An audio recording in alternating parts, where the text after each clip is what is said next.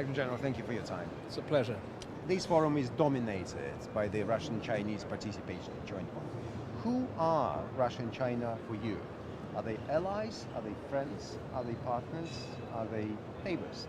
Two fundamental partners for the United Nations. They are, first of all, two permanent members of the Security Council, two founders of the United Nations, and two fundamental players in today's world. I am a true believer that we need a multipolar world, with China, with Russia, with the United States, with India, with the European Union, and we need multilateral institutions, and we need international relations based on international law.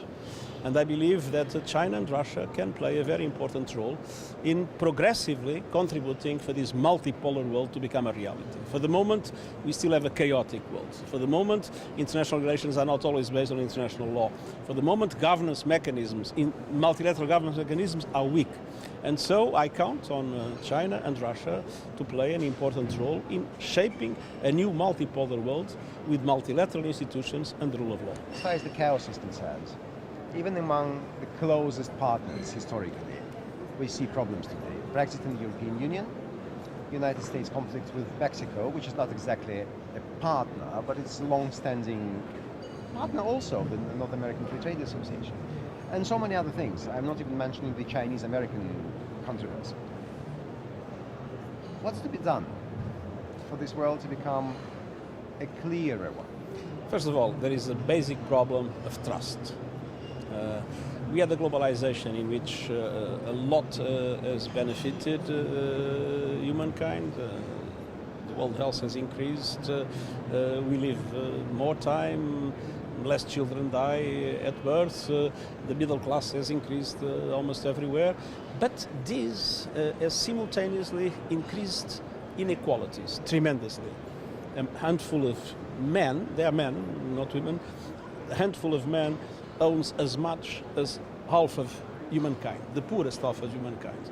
And we see areas of the world that were left behind because of technologies, evolutions, and we see people with job insecurity that in the past would consider that their lives would always be with the same job.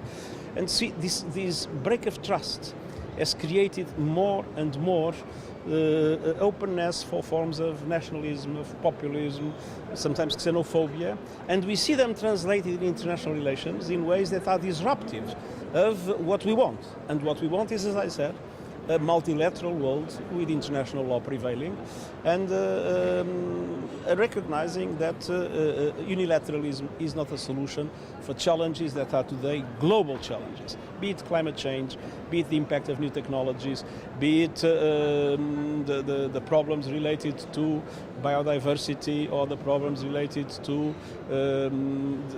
poverty and the conflicts that link to that poverty. All that cannot be dealt by each country alone. We need multilateral institutions, and we need the UN at the center of that, and we need the rule of law in the relations among states. Nearly lastly, but it actually combines all of what we've mentioned now, Ukraine. What do you envisage on the Ukrainian track, be it the relationship of the new president with Russia, with his partners in Europe, be it France and Germany, part of the Normandy 4. What do you think about Ukraine? Where are you with Ukraine? There is a framework. That framework is, of course, based on the Minsk agreement, on the Normandy format. I hope that a new president of Ukraine can be an occasion for this format to be effective and for progress to be made and for dialogue to be constructive.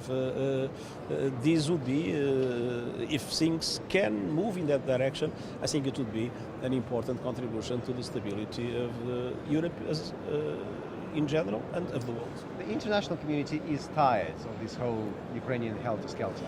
I think the international community is tired of all conflicts that we are witnessing, because I remember when I was a student in high school and